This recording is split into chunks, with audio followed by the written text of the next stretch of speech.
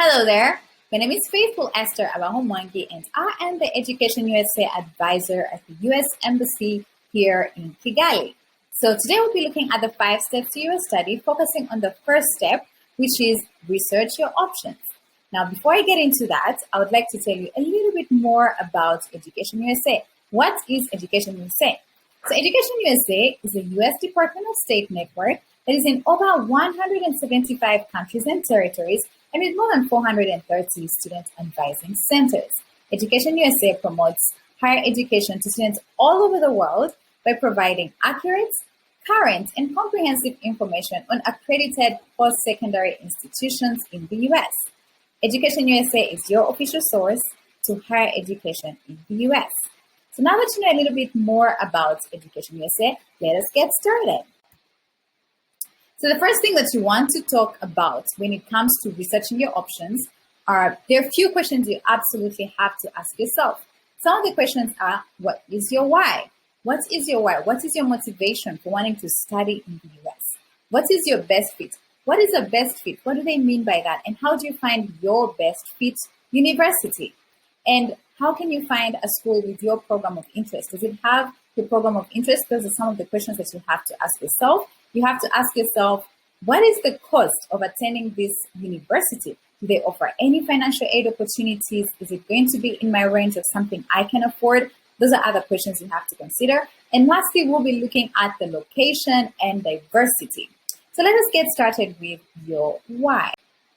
What is your why? What is your motivation? You always got to start with the why.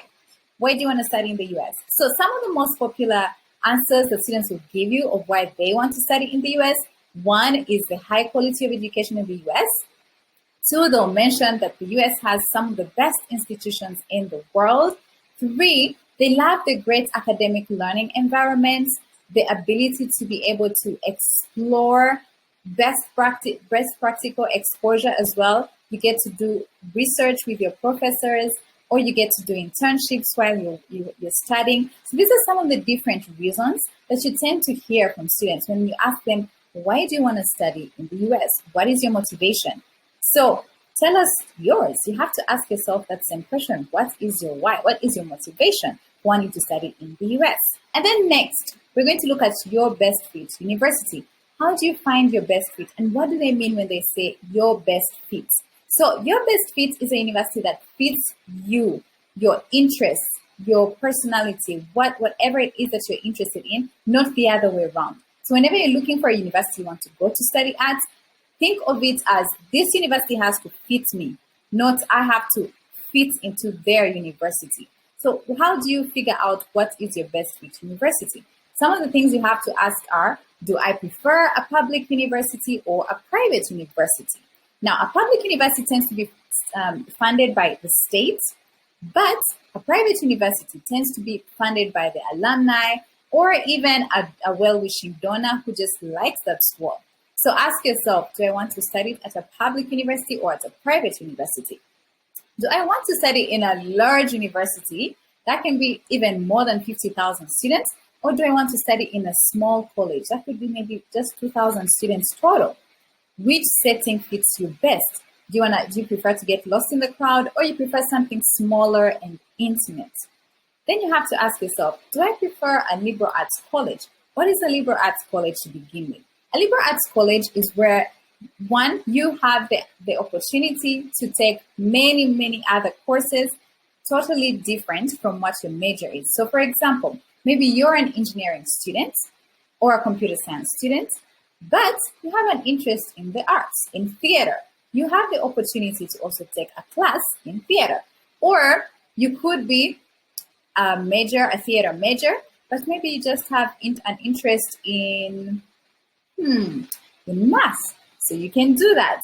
Or a language. So a liberal arts college lets you explore as much as you can. And usually you will end up choosing your major in the third year.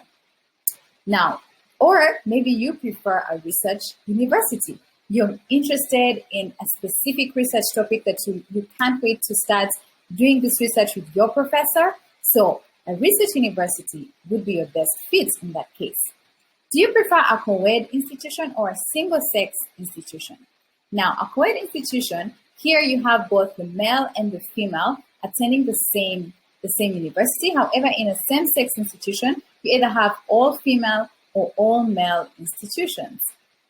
Lastly, do you want to go to a faith-based institution or a secular institution? Now, a faith-based institution is, for example, a Christian university, and here you'll be required to take maybe a few Bible classes. But in a secular institution, you're not required to take any faith-based related classes or any religious related classes. Moving on, before you choose your best fit university, you have to find out, first of all, what programs am I interested in? What am I interested in learning? And then ask yourself, does this school have that program? So maybe you're interested in engineering. You have to ask yourself, does this school that I'm interested in have the engineering program I want to pursue? Or if not, maybe it's really not your best fit. Maybe you should look elsewhere. And then maybe they have the engineering program you're interested in. Do they have it at the level of study you want to pursue it at? For example, maybe you want to pursue a master's degree. Do they have that same engineering program at a master's level, or they only have it at an undergraduate level? So if they only have it at an undergraduate level and not at the master's level, which you are interested in, then it's not going to be your best fit. And then you have to look at the money option. The cost. How much does this school cost? Can I afford it? If I can't afford it, do they have scholarships available? If they're merit-based scholarships, can I qualify for it based on the criteria? Or if they have financial aid opportunities, what kind of financial aid opportunities do they offer, and am I most likely to qualify for this? Maybe it's a need-based financial aid opportunity that you could qualify for. So that is a very big factor to also consider. And then location and diversity. Do you care so much about the diversity of a place? Maybe in your classroom, you want to be in the same classroom with Asians and Africans and Caucasians, or you could care less. So if you really care so much about a very diverse environment, then you really have to look at that when you're researching the school that you're interested in. And then if you're not really interested about if it's a very diverse school or not, then that's fine. But if you really are interested in the diversity, you have to consider that component. And then the location. Are you more interested in the big city? You want to go to the big city, or you prefer maybe more of nature, you want to go into the countryside, maybe something more rural. Then you have to figure out and also consider that whenever you're choosing your best fit university. And then the time. How much time do you need for you to be able to do this research, go through all the application processes, to the point of actually getting on a plane to go to the US and study? Usually you want to give yourself 12 months to 18 months. That's 1 year to 1.5 years in advance to work on your college applications, to do this research. So give yourself ample time. For example, if you're in high school, you probably want to start when you're in the 11th grade. That is S5 here in Rwanda. And then something you also have to consider. So maybe you've picked out 5 or 10 universities that you think you're interested in, that feel like that they're your best fits that you want to apply to. First of all, ask yourself 2 questions. 1, is it accredited? How do you find out if a university is accredited? You can always go to share.org, that's the Council for Higher Education Accreditation. Go to the search box, type in the name of the university. It should come up if it is accredited and show you who it is accredited by. If it's not on that list, then it's not accredited and you should move on swiftly. Another thing you have to consider and ask yourself, is it SEVP certified? What is SEVP? That is Student and Exchange Visitor Program. So this will help you. Such a school that is SEVP certified will be able to give you an I-20, and you need that I-20 to be able to apply for a visa. So if a school is not able to give you an I-20, then they'll not be able to let you will not be able to go to the 4th step when it comes to that stage to be able to apply for a visa. And you also have the website down there for you to be able to check it out, check out your school, is it on the list? So make sure you consider that. And then here are some of the resources that you can consider when you're doing your research. We have bigfuture.collegeboard.org. We have nces.ed.gov/college navigator. Then there is petersons.com. There's gradschools.com for graduate students.